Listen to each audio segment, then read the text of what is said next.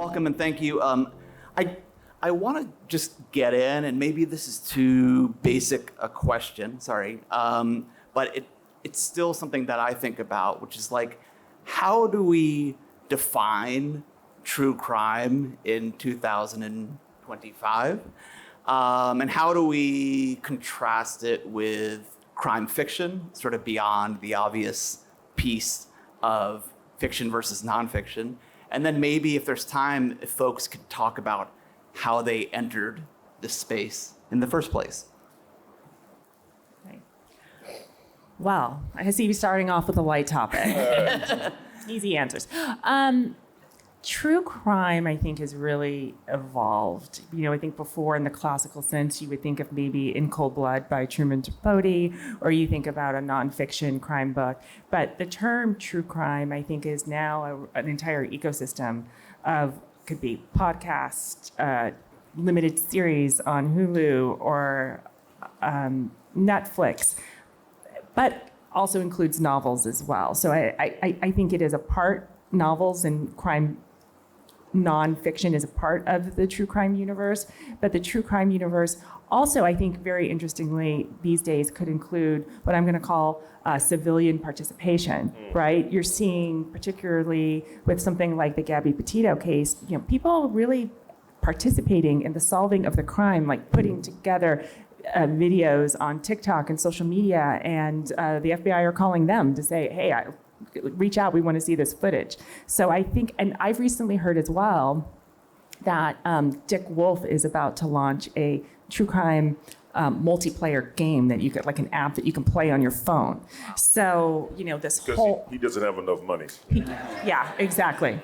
He's bored. And so, I just think it's fascinating that true crime has really exploded in this way. But, it's funny, I obviously write fiction, and I write the cozier side of fiction with the Glory Broussard mystery set in Lafayette.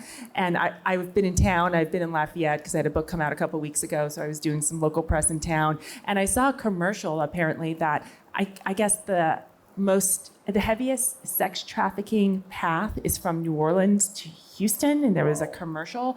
And I said to my friend, oh, maybe that's book 4 of the Glory Broussard series. She's like, oh, no, Danielle, that's too heavy. And I'm like, okay, so we'll have fun with a light murder in our society. We're at the point where we'll watch a fun little show, like Only Murders in the Building, about a murder, but sex trafficking, oh no, that's real. You can't have that. So even in the true crime world, I still think that there are some things that are still very taboo.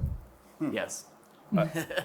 I write hard-boiled crime fiction, but I think, and as Danielle said, that true crime is always sort of right there in this. One of my latest novels, it's a heist novel, but part of the heist novel has to do with, in Los Angeles, I don't know in other parts of the country, but I can speak for Los Angeles, which is where I'm from and what I've written about mostly.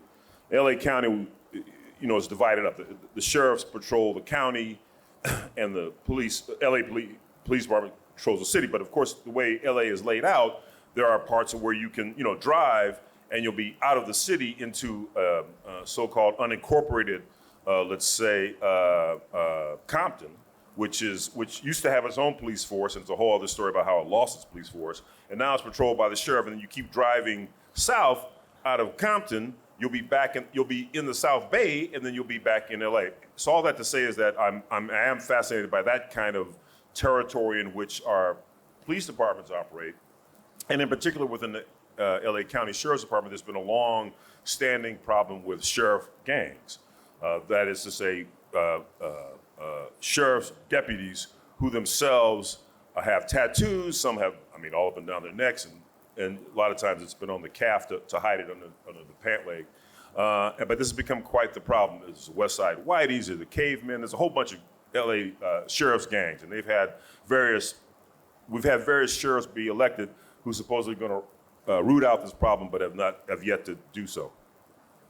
But in the context of that, back to the podcast, or mention of the podcast, there was this great podcast series about a year ago, Cerise Castle, I can't quite remember the name of the podcast, but the young woman's name is Cerise Castle. She did a great job about the history of the sheriff's gangs, and of course, then she received death threats, et cetera, et cetera.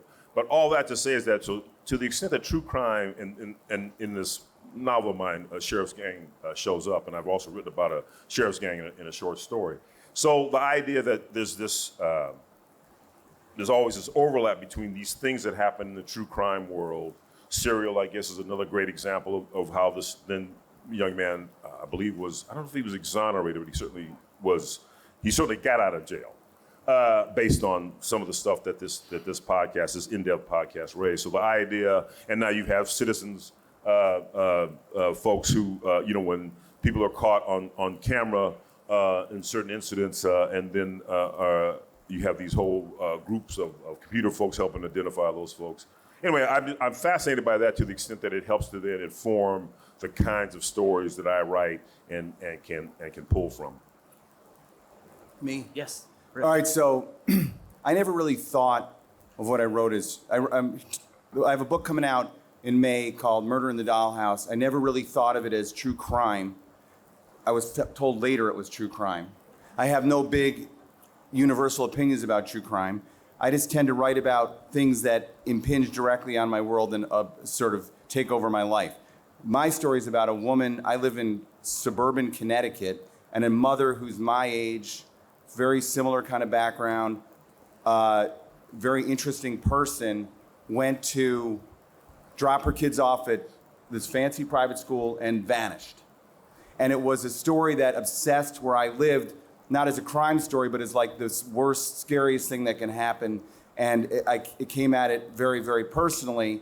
And as I started to read the police reports, and I covered it as a reporter, this story, found out that I went at it like originally like it's like In Cold Blood. Mm-hmm.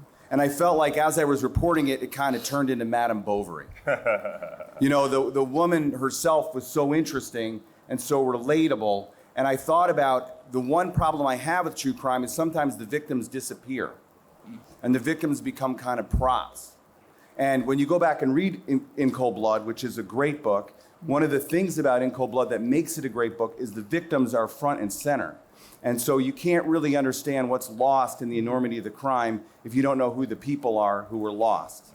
So I felt with this book an opportunity to try to tell the story of this woman who in the New York Times and in all the papers and all the shows that have been made about her, her life has kind of disappeared. And I saw it as a chance to sort of bring that back. So I'm not really an expert on true crime, though. My last book was about the NBA. Plenty of crime in the NBA. I'll bookmark the victim question because it's actually something that's really interesting, but I'll try and quickly say how I got here. I grew up kind of obsessed with narrative nonfiction. Like, it sounds very strange, but as like a little boy, someone gave me the Randy Schultz book, and the band played on, which is about the AIDS epidemic. And I was like, ooh, I had no real means of understanding any of it really, but like I thought it was fascinating the way that he had so many characters and that it captured such a specific time. And then kind of on the other piece of it, I was a very, very young hip hop kid, and I loved hip hop's sense of place, whether it was like Public Enemy on Long Island or Tribe Called Quest in Queens. And I thought it was like so amazing the way that hip hop captured such a profound sense of place. And then I went to art school as my undergrad and had no real interest in crime or reporting or anything like that. And after art school, I moved to New York City and was just found myself through my friends very deeply involved in the early to mid 90s nightclub scene in New York City. And there was a man named Rudy Giuliani, who people may know now, who was sort of obsessively going after nightclubs in New York City and shutting them down. And I was fascinated by it. And there was an opportunity to get a master's in journalism at the time. And I was doing really nothing with my life and got the master's and at NYU, and then just because of my knowledge at the time and my kind of firsthand experience, I got hired by New York Magazine after journalism school to cover the nightlife crackdowns that were happening under Giuliani, which is really fascinating. And then in the early 2000s, and I'll try and wrap this up as quickly as possible, but in the early 2000s, the United States Attorney's Office in the Eastern District of New York, which is Brooklyn, started this massive investigation into a hip-hop record label called Murder Inc., which at the time had the biggest selling artists in the world, Ja Rule, who's become kind of a punchline, but back then he was selling millions of records, Ashanti. The investigation was looking into the label's relationship with a 1980s drug kingpin named Kenneth Supreme McGriff. And Supreme was like the real life version of Nino Brown in New Jack City, if anybody's seen that movie. And so I thought, wow, like this is a fascinating story of present tense hip hop and past tense crack cocaine era in New York in the 1980s. I wrote a book about that called Queens Reign Supreme that came out in 2005.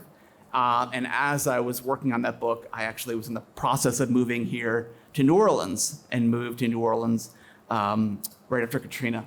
I wrote a book in 2009 about a famous Katrina murder-suicide that involved an Iraq War veteran who dismembered his girlfriend and then jumped off the roof of the Omni Royal Hotel on the French Quarter. And soon after that, I actually left the media business entirely and went to work as an investigator for a law office that handles death penalty cases only. And as I was doing that job, which I really liked, I was in Calcasieu Parish, and I don't know what people's sense of Louisiana is, but Calcasieu Parish is like the westernmost parish in Louisiana. And one of the neighboring parishes is Jeff Davis Parish. And when I was driving out to Calcasieu Parish, this is in 2009, I would see billboards on I-10 for these 8 murdered women who were called the Jeff Davis 8 because they were from Jefferson Davis Parish. And I was deeply fascinated by Southwest Louisiana Cajun culture, Southwest Louisiana crack cocaine culture. Actually, the sex trafficking that you mentioned was a big part of this case as well.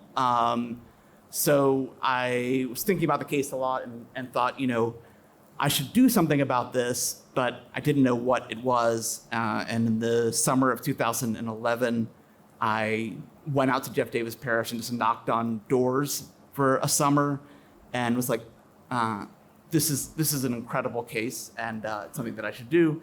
And I wrote a long form piece about it in 2014 that happened to be published at the same time. The first season of True Detective aired on HBO, and there was all kinds of speculation, which isn't true, that that True Detective is based on the Jeff Davis Save case. Then I wrote a book called Murder in the Bayou that the festival folks just mentioned, and then I executive produced a documentary in 2019 for Showtime on the Jeff Davis Save case. So I have a weird long story into getting here, and I guess, as I was saying a second ago, bookmarking victims. I tried in my coverage of the Jeff Davis 8 to obviously center the 8 women. When I did my New Orleans book, which was about the man who dismembered his girlfriend, people were very, very angry with me. They felt like that I had kind of blurred out the victim and made it all about the perpetrator. I was trying, I think, to understand how the perpetrator perpetrated the crime. But I guess I wonder,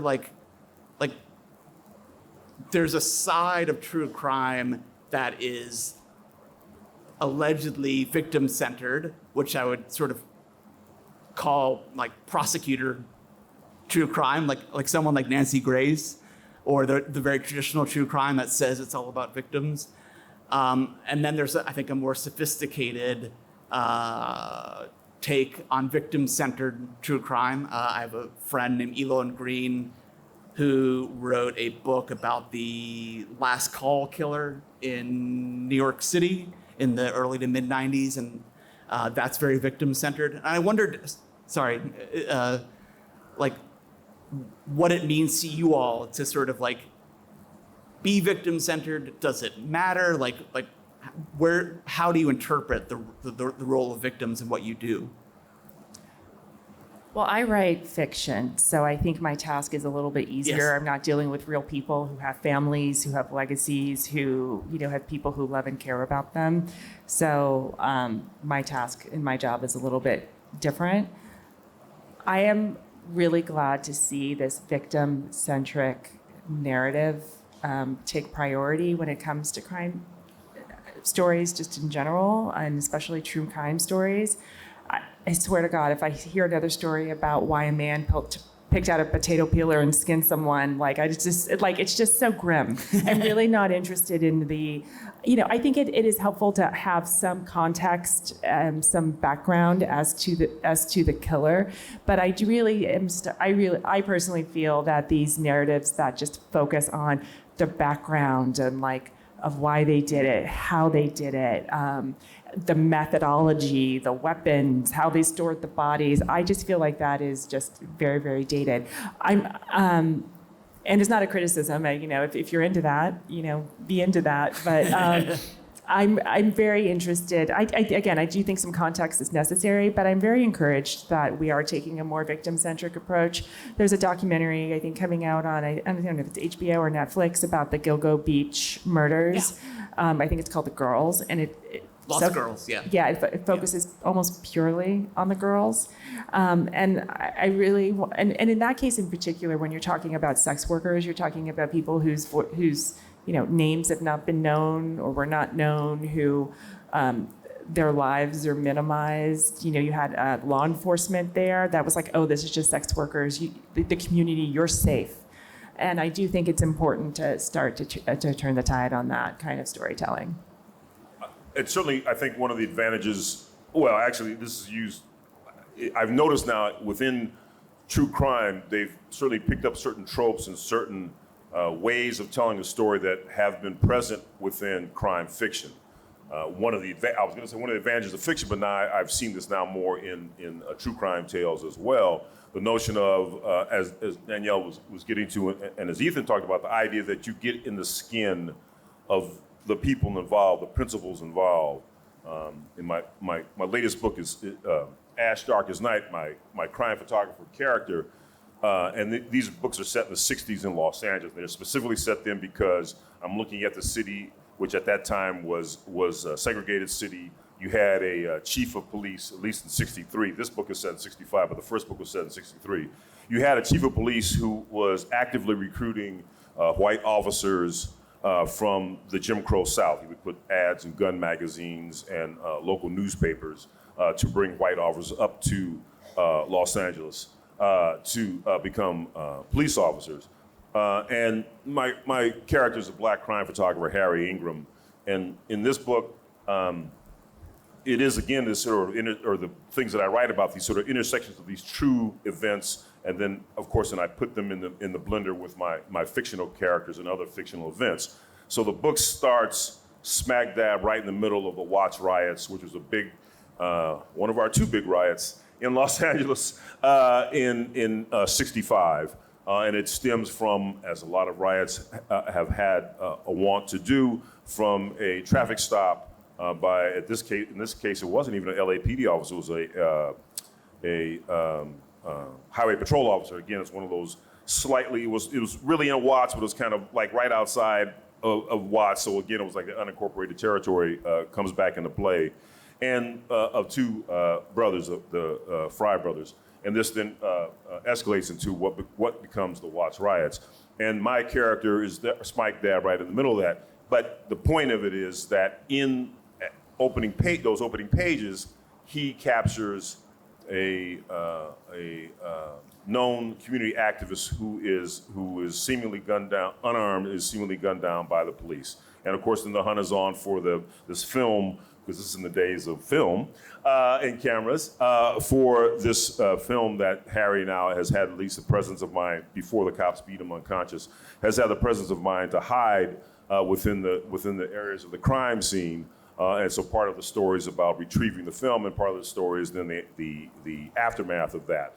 And so, of course, I guess that echoes into today's headlines as well, but the idea being that these intersections have always been there, and the idea that not only am I in the skin of Harry, of Anita Claire, his significant other, who at this point in the story is an aide for Tom Bradley, who was in fact a city councilman then, but also the notion of what then becomes what was the intelligence apparatus of the LAPD at that time in '65, which I had some knowledge of in terms of there's been a couple of great books about that, which was then the antecedent to the Red Squad. The Red Squad, of course, has been very active in the late 50s, 50s through the early 60s, and then this becomes, at some point, it becomes the criminal conspiracy section, which at that point, as the sort of burgeoning, because coming out of the Watts riots then, even as those embers cooled, the whole notion of community control of the police and these kind of things are being talked about. Martin Luther King comes back to LA.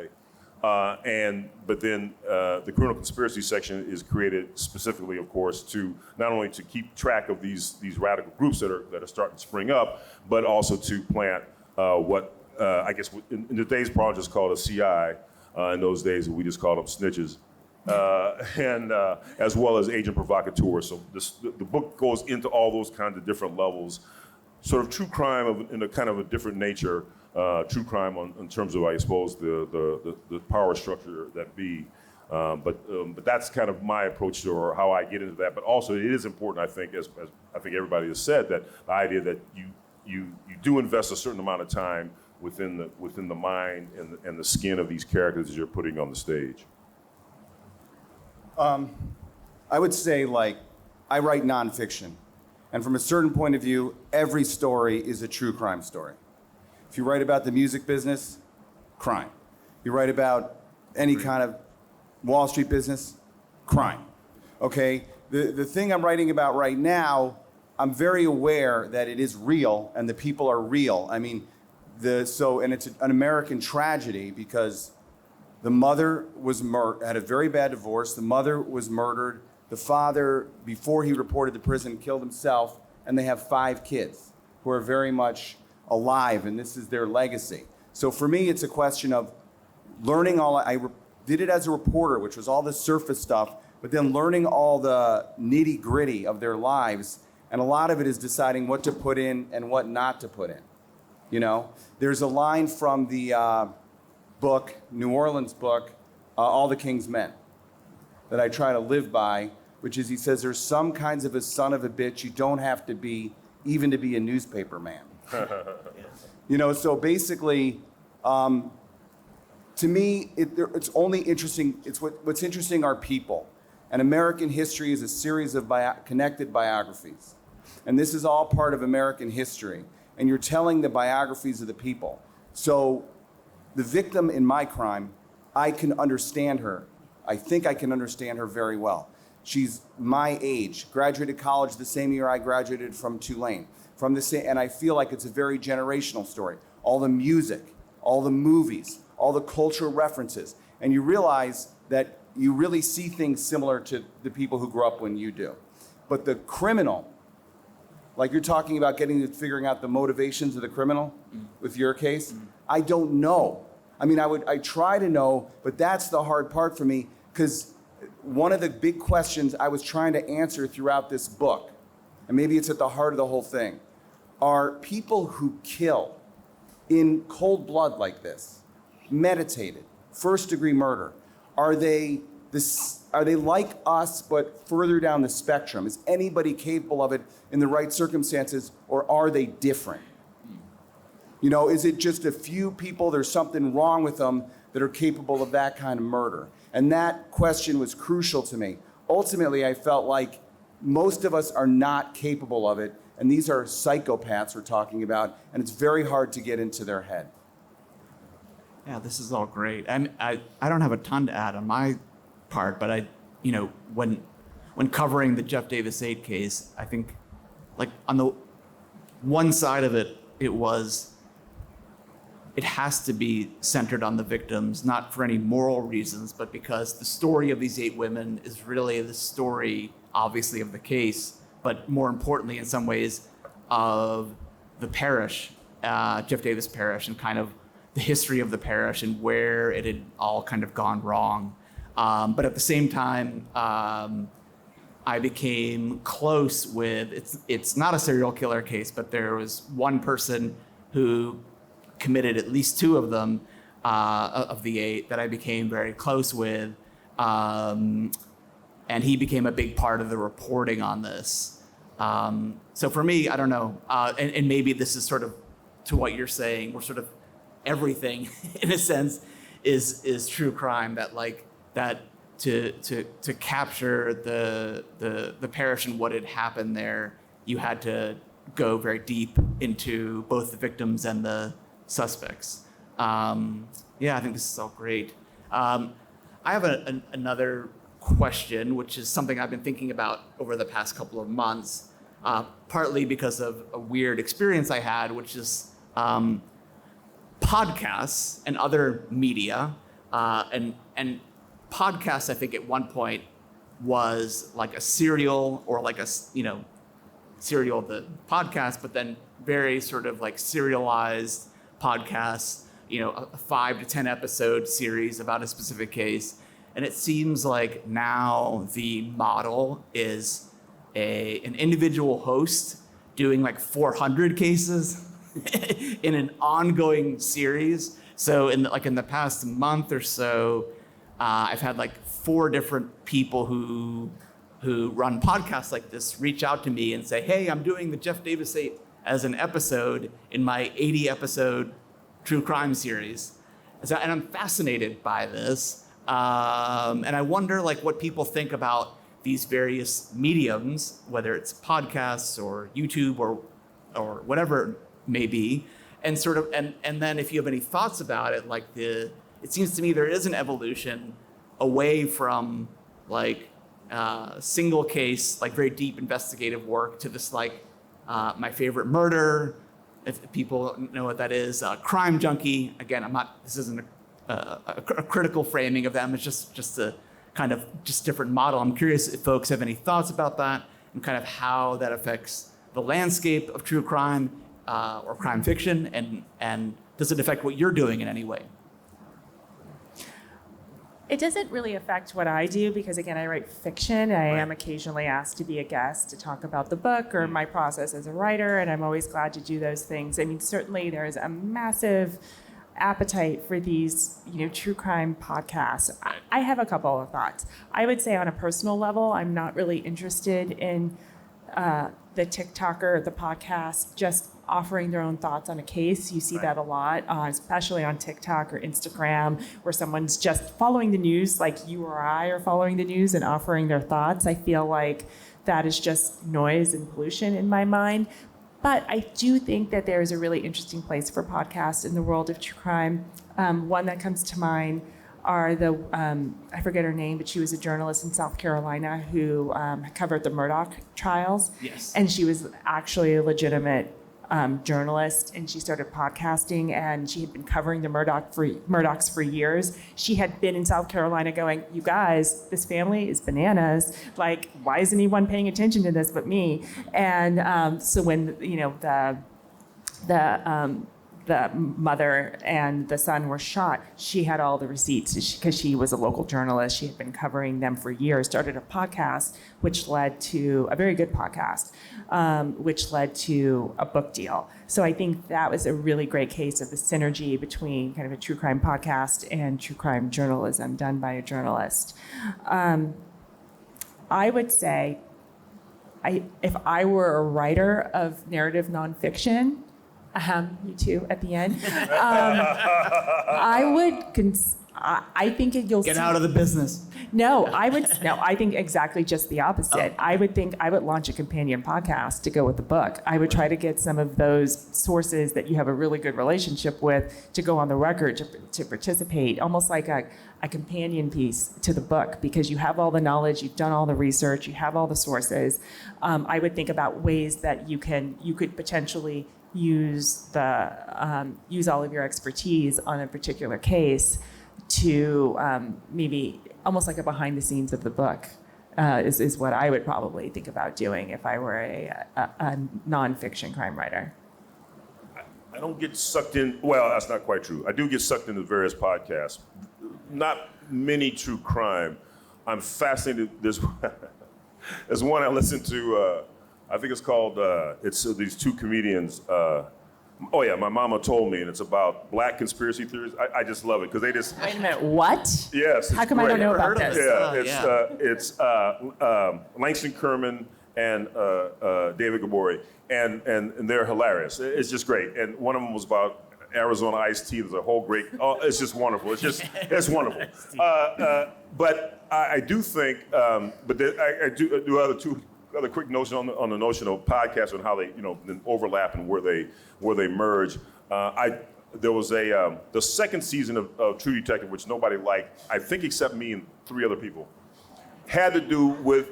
All right, now you're talking. My wife likes it a lot, actually. Yeah. It had to do with a fictional Southern California city called Vincennes, but this was really based on the true Vernon, which is in fact a small industrial city. I grew up in South Central, and it's not that far to the east of where I grew up. In fact, it was a dividing line, what they call Alameda, which was a big street. And if you were black in a certain time period in Los Angeles, you didn't cross Alameda. But city of Vernon is an industrial city. It's always been like that, and it's always been one particular family which has controlled this city. And like during the day, it has a population of, 200,000-300,000, and at night, the actual population is maybe, 500-600 people. And so but the city manager, the true part of the story is the city manager dies under mysterious circumstances, the city manager of Vernon. And then this inspired, I forget the guy's name, the guy who created True Detective, Pizzolatto. Yeah. Nick Pizzolatto. That's right. Yeah. Inspires him to create this fiction about the city of Vincennes, but it starts the same way. The city manager dies under mysterious circumstances. So I found that that was one of the hooks for me to watch that particular season. I thought it went off the rails. I thought it got in these other areas that I thought kind of didn't stick to. I didn't think he did as what he could have done with it. So then the second idea, though, I've had now, just sitting up here, and I'm going to give this away free because maybe I'll write it, was, well, what if there was somebody who was doing a podcast, but they were the real killer, right? But they were doing this podcast and revealing these details, but they, in fact, were the perpetrator. Can I have that? You can have that. So You can have that. You can have it, yeah. But they, in fact, were the perpetrator. So, as far as podcasts go, I feel like that podcasts are different than books because they're out in the air and you're listening to them, and when you're reading, it's a completely internal experience. Yeah. So there's a lot of things you would do with a book, all books, like you could have very unnatural language, you can describe things, you can go on all kinds of tangents. And I think, like, for me, I've spent like 40 years or however old I am, not quite, trying to figure out how to write a book. And I feel like it's too late to learn how to do something completely different, which is how to do a podcast. Yeah. I think we only have 3 minutes or so left. And I guess this might be a big question, but I wonder, like, what people think, especially at least on the documentary side. There's been like staggering changes in the past 3 to 5 years. Like, it's gone from very serious narrative nonfiction doc to like the Menendez brothers almost overnight. And again, not critical, just sort of observing a fact. And I wonder what people think, like, where do these genres go from here? Ooh. It's a big question. 2 minutes. Oh, that's a good question. Yeah. I'm really intrigued by this Dick Wolf game because I do think that there's going to be more attempts to engage consumers deeper in crimes and not just passively, like reading a book or listening to a podcast. I think we'll see more ways to try to draw people. Like he's actually inventing a crime, and you can play along, aka try to solve the crime. I think we'll see more of that. I hope that we will see more nuanced, more sophisticated storytelling about victims and criminals. Listen, I love the ID network as much as everybody else, but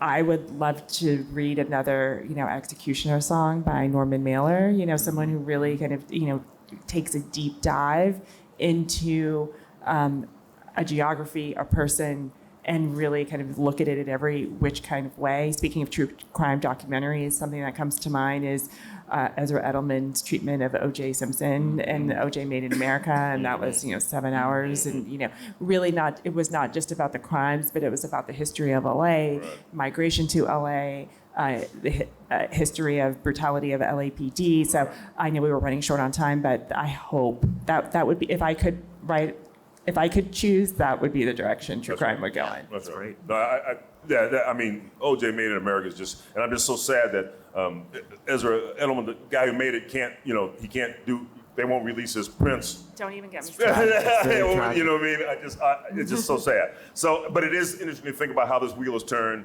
I remember years ago, guys, I think it's Errol Morris, who did this documentary, I think it was a Thin Blue Line, and he used some parts in recreation, and he was blasted for it, and now, it's de rigueur in these documentaries. Well, I have 22 seconds left, so I'd just like to say I love you all very, very much, and I hope you have a good weekend. Yeah.